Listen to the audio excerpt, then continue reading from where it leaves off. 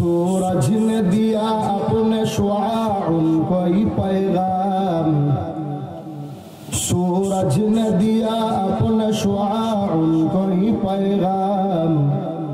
दुनिया है अजब चीज, कभी सुबह कभी शाम।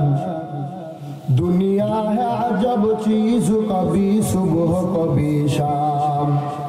एक चश्मे ज़दन गाफिल ज़ा शाह नबाशी, एक चश्मे ज़दन गाफिल ज़ा शाह नबाशी।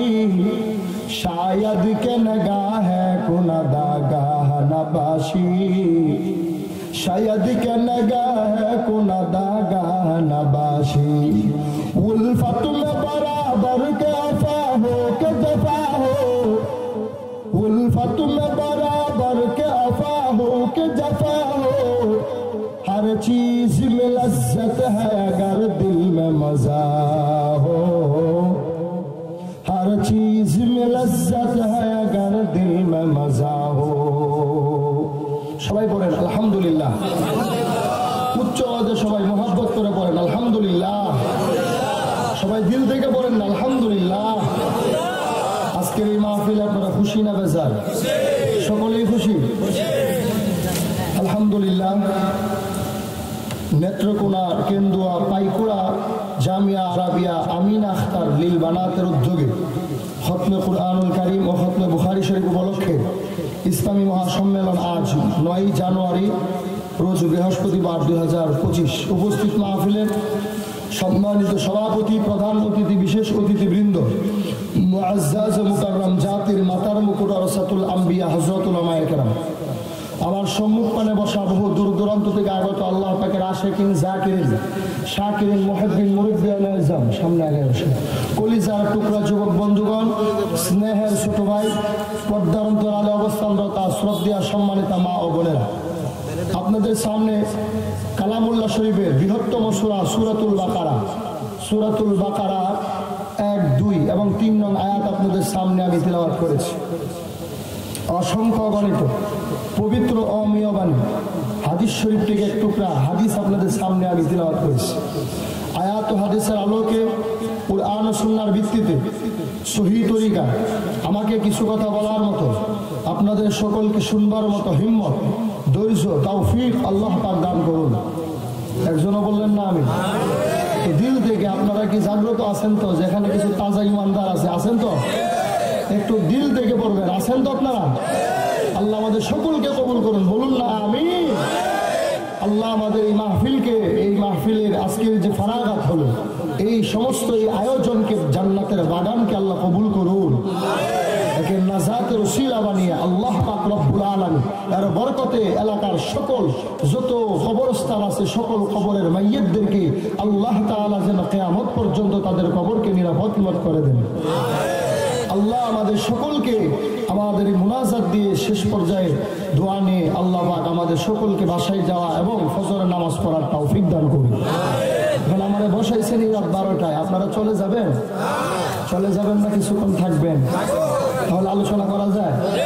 আমি আমার ভূমিকা বেঁধে কোরআনে হাকিমে 114টি সূরা আছে। কতটি সূরা?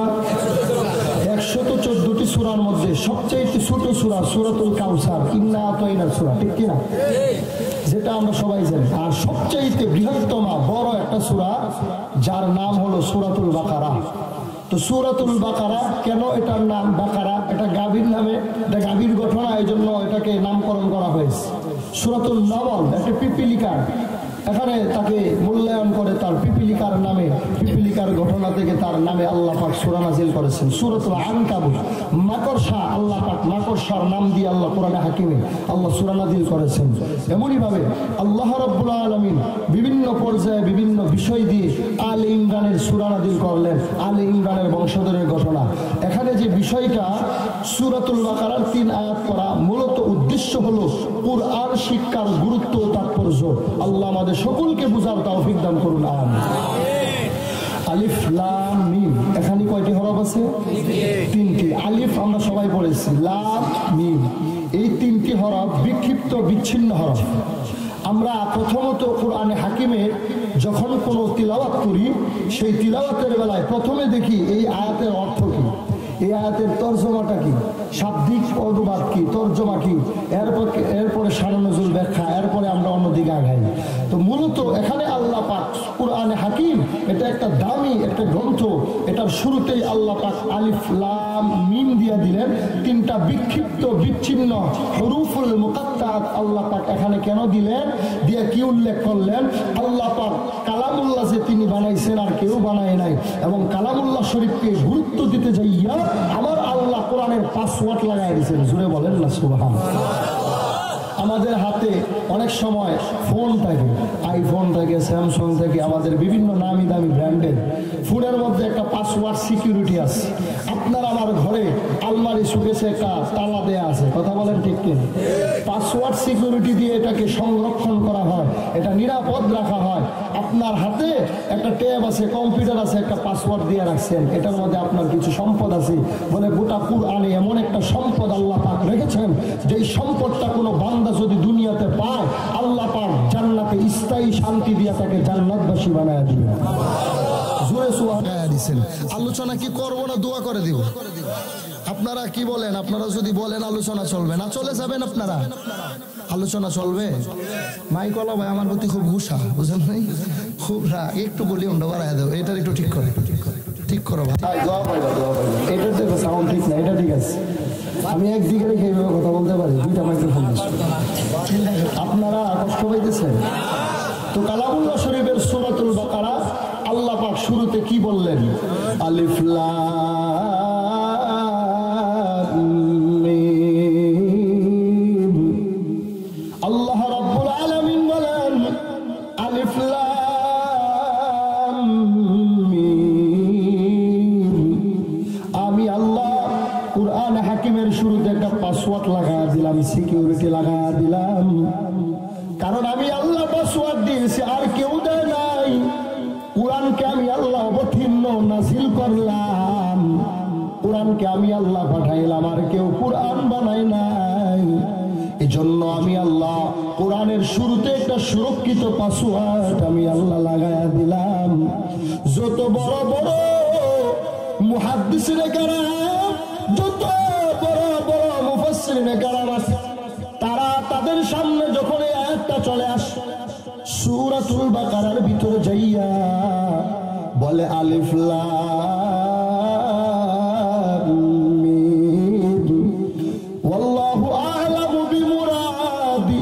এর মুরাদের উদ্দেশ্য, এর অর্থ দুনিয়ার কেউ জানে না, এর উদ্দেশ্য আমার নবীও জানেন না, এর উদ্দেশ্য কোন পয়গম্বররা জানে না।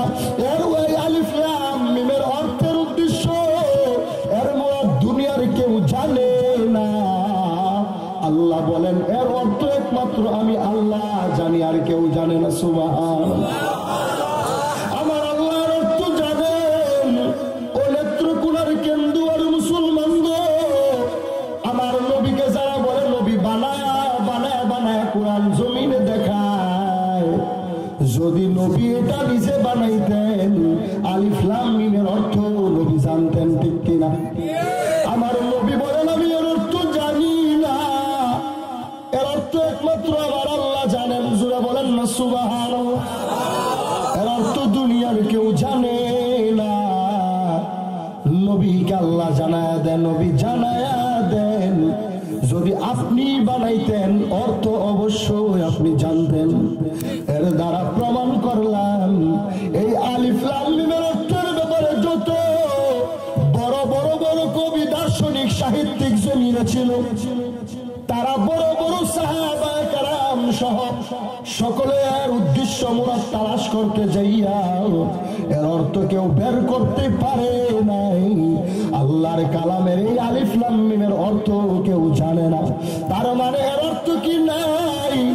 আল্লাহর নবী বলেন অবশ্যই এর অর্থ আছে, কেউ জানে না, আল্লাহ জানেন। সুবহানাল্লাহ। আরে নবীর উম্মতের দল, তবে মুহাদ্দিসিনে কেরাম ব্যাখ্যা করতে যায় বলেন আলিফ লাম মিম। মুহাদ্দিসিনে কেরাম বলেন এখানে তিনটি হরফ, তিনটি অক্ষর রয়েছে। আলিফ একটি অক্ষর, লাম একটা একটা অক্ষর, মানে এখানে আলিফ একটা হরফ, লাম একটা হরফ, মিম একটা হরফ, বলে এখানে তিনটি হরফ। আলিফ মানে আমার আল্লাহ, লাম মানে জিবরাইল আমিন, আর মিম মানে মুহাম্মাদুর রাসূলুল্লাহ। চিল্লায়া বলেন সুবহানাল্লাহ। কিন্তু মুহাদ্দিসিনে কেরাম বলেন পরিশেষে অর্থ বলতে যা কয় এরপরেও সন্দেহ হয়, আমার আল্লাহ জানে এর অর্থ আমরা কেউ জানি না। সুবহানাল্লাহ। আমার উস্তাদ যখন আমার সামনে কিতাব নিয়ে আলিফ লাম মিমের ব্যাখ্যা করেছে, তখনও বলে আলিফ লাম মিমের অর্থ আমিও জানি না। আমার উস্তাদও জানে না, তার উস্তাদও জানে না, কারণ আল্লাহর অর্থ জানাই নাই। আল্লাহ এখানে পাসওয়ার্ড মোহর লাগায়া দিলেন। দামি কেমন কিতাব আমার আল্লাহ, বলেন কেমন কোরআন আমি আল্লাহ পাঠাইলাম। তাকাইয়া থাকবি, অর্থ বুঝার দরকার নাই, তাকায়া থাকলে আমল নামায় বড় সওয়াব পাওয়া যায়। সুবহানাল্লাহ। জোরে বলেন না, জোরে বলেন না। ই কালামে জিন্দা কুরআনে হাকিম, হিকমতে উলা ইয়াজালাস্তু কাদিম, জামিউল ইলম ফিল কুরআন হাকিম, তাকাসারাত আনহু আফহামুর রিজাল, বাকা কুরআন কালামুল্লাহ বশনু কাদিমাস্তি কাদিমাস্তি নাইনো। আল্লাহর কালামের দাম আছে না নাই? বলে কেমন দাম, কেমন দাম। আমার আল্লাহ যত বড়, আমার আল্লাহর কালাম তত বড়। সুবহানাল্লাহ। আমার আল্লাহর মধ্যেও যেমন কোনো ভুল নাই, তার কালামুল্লাহ, তার কালাম, তার কথা, তার কোরআনের মধ্যেও কোনো ভুল নাই। জোরে বলেন না সুবহানাল্লাহ। আল্লাহ বলেন যে নবীর মাঝে আমি আল্লাহ এই কিতাবটা পাঠাইলাম, এই নবীর মাঝেও কোনো খুঁত নাই, ভুল নাই। সুবহানাল্লাহ। আরে নবীর উম্মতের দল। আল্লাহ বলেন আমি আল্লাহ কোরআন বানাইলাম, 114টি সূরা দিয়া দিলাম, 30টি পারা আমি আল্লাহ দিয়া দিলাম। 114 সূরার দ্বিতীয় সূরা সূরাতুল বাকারা, বৃহত্তম সূরা। এই সূরা বাকারার মতো বড় আর কোন সূরা গোটা কোরআনে নাই। এই কোরআনের শুরুতে আল্লাহ বলেন এখানে যে আমি এমন হরফ দিলাম যার অর্থ কেউ জানে না, আমি বুঝায়া দিলাম, অর্থ না বুঝিয়া পড়লেও বড় সওয়াব পাওয়া যায়। সুবহানাল্লাহ। জমিনের মধ্যে একদল দেখবে, জমিনের মধ্যে আসিয়া বলে কোরআনের অর্থ যদি না বুঝো পারলে কোনো লাভ নাই। তাদের কাছে বলবো, বলো আলিফ লাম মিমের অর্থ কি? তুমিও পারবা না, তোমার 14 পুরুষ কেউ বলতে পারবা না, ঠিক কিনা? আল্লাহর কালামের অর্থ তুমিও পারবা না, কেউই পারবে না। এখানে আল্লাহ পাক এই হরফগুলা দিয়ে কি বুঝাইলেন? আল্লাহ বললেন এর অর্থ আমি কাউকে জানাই নাই, এজন্য কেউ জানে না, কেউ জানে না। আল্লাহ বলেন তার মানে আলিফ দিয়া, লাম দিয়া, মিম দিয়া আমি আল্লাহ কেমন মোহরটা লাগাইলাম। আমার আল্লাহ দেখে দেখে দেখে বলে গোলাম তুমি বান্দা, অর্থ বুঝার কোনো দরকার নাই। আমি আল্লাহর কালামটার দিকে হাতটা বুলায়া বুলায়া করে আফসোস করো যে এই কালামটা আমি বুঝি পড়তে পারি না। আফসোস করলেও আমল নামায় সওয়াব। আমার আল্লাহ বলেন এই যে কোরআন হাকিমের শুরুতে যে অক্ষরটার কোনো অর্থ নাই, এই অর্থ ছাড়া আমি আল্লাহ কেন দিলাম? এইভাবে আমরা যদি বাংলা ভাষার দিকে তাকাই, বাংলা ভাষায় ক খ গ ঘ সর অ সর আ রস্বই দীর্ঘই, এভাবে ইংরেজি ভাষার মধ্যে এ বি সি ডি আছে, এরকম বিভিন্ন ভাষার শব্দ আছে না নাই? বান্দা তুমি সরা পারবা, কোনো সওয়াব পাবা না। তুমি বান্দা এ বি সি ডি বইরা মুখ দিয়ে ফেলা উঠায় ফেলাই, কোনো সওয়াব নাই, কোনো লাভ নাই। আর আমার আল্লাহর কালামের আলিফ নামটা নিয়ে যদি জবান দিয়া বলে আলিফ, আমল নামায় 10টা নেকি ভাই। জোরে বলেন না সুবহানাল্লাহ, চিল্লায়া বলেন না সুবহানাল্লাহ। অর্থ বুঝার কোনো দরকার নাই। আমার আল্লাহর কালামে আল্লাহ বলেন অর্থ জানার কোনো দরকার নাই।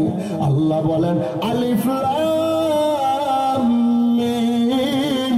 কোন বান্দা যদি বলে তার আমল নামায় এখানে 10 কি হবে না, বাল আলিফুন হারফুন ওয়া লামুন হারফুন ওয়া মিমুন হারফুন, বলে এখানে তিনটি অক্ষর, তিনটি হরফ দিয়া দিলাম। যদি কোনো বান্দা জবান দিয়া আমি আল্লাহর মুহাব্বতে, আমি আল্লাহর কালাম থেকে যদি পড়ে আলিফ লাম মিম, আমল নামায় 10টা নেকি পাবে না, আমল নামায় 30টা নেকি আমি আল্লাহ দিয়া দিব। আরো জোরে বলেন না সুবহানাল্লাহ। আরে নবীর উম্মতের দল, আল্লাহর কালামের দাম আছে না নাই? বলে কেমন দাম, কেমন দাম। আমি মানুষটার কোনো মূল্য নাই, আল্লাহর কালাম পড়ার কারণে মূল্য বাইরে গেল। এই কাঠের কোনো মূল্য নাই। কাঠ দিয়া মানুষ চেয়ার বানায়, সোফা বানায়, এই কাঠ দিয়ে খাট বানায়, পায়া লাগায়, বাধা দেয়, এরপরে অনুশোচনা হয়। কিন্তু এই কাঠ দিয়ে যদি আল্লাহর কালামের একটা রেহাল বানায় ফেলায়, কোরআন রাখার একটা যদি কোনো বস্তু বানায়, কোনো যন্ত্র বানায়, কোরআন রাখার টেবিল বানায়, রেহাল বানায় ফেলায়, বলে কোরআন যদি কাঠের মধ্যে লাগা যায়, কাঠের দাম বাইরা যায়, ওই খাটটারে আর বান্দা পায়ে লাগায় না। কোরআন লাগার কারণে কাঠটা দামি হয়ে যায়, মানুষের অন্তর পর্যন্ত জয় করে নেয়, ঠিক কিনা? শুধু তাই না, এই মাদ্রাসা টুপিওয়ালা আলেম জমিনের মাওলানা সাহেব, মুফতি সাহেব, মুহাদ্দিস সাহেব, তাবলীগওয়ালা, আমলওয়ালা, দাড়িওয়ালা, টুপিওয়ালা, নামাজি যারা আছে, এরাও কোরআনের কারণে দাম কমে না, কোরআনের কারণে এদের দাম আমার আল্লাহ বাড়ায় দেয়। বলে কেন বাড়ছে, কেন বাড়ছে? বলে কোরআনের গুণে বাড়ছে। বুঝো না, জুড়ে বলেন না সুবহানাল্লাহ। আরো স্পষ্ট কথা, আলিফ লাম মিম, এখানে কোন অর্থ হয় না। 3টা বর্ণ, 3টা হরফ, 3টা অক্ষর দেওয়া হলো। যদি বাংলা ভাষার থেকে কোন বান্দা যদি সর আরশই পড়ে, সর আর কোনো অর্থ হয় না, সর এর কোনো অর্থ হয় না, ক এর কোনো অর্থ হয় না, খ এর কোনো অর্থ হয় না। কথা কোন যে ঠিক কিনা? তবে ক, ল, ম, 3টা বর্ণ একত্র হলে বোঝা যায় এটা লেখার যন্ত্রের নাম কলম, ঠিক কিনা?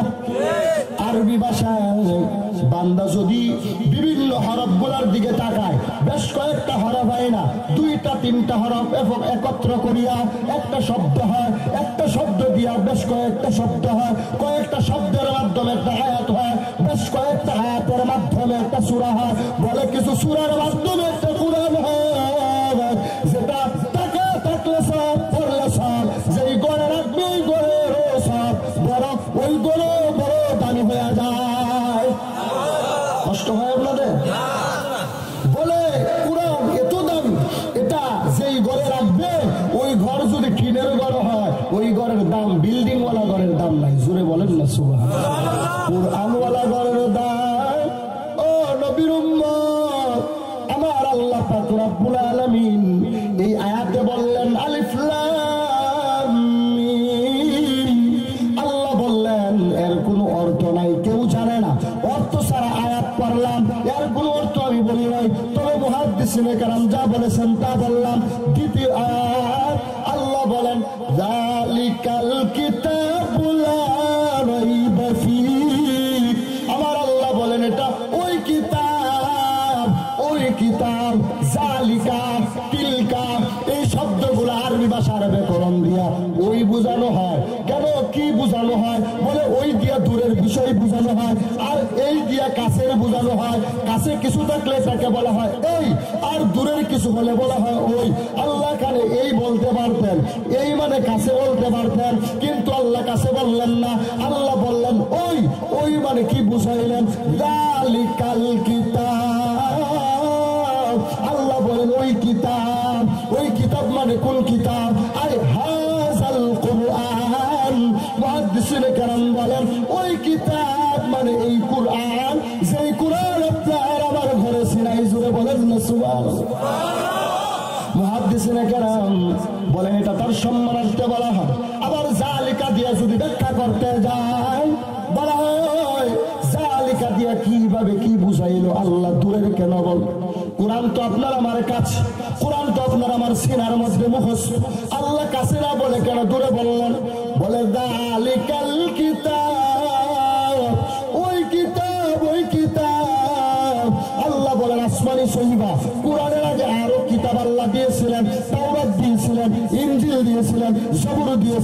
এমনই ভাবে শেষ পয়গম্বর সহ অসংখ্য পয়গম্বরদেরকে সেই কিতাবগুলো দেওয়া হয়েছিল। ওই কিতাব এর ব্যাখ্যা হলো সকল কিতাবের ইলম এই কিতাবের মধ্যে আল্লাহ দিয়ে দিছে। আরো জোরে বলেন না সুবহানাল্লাহ।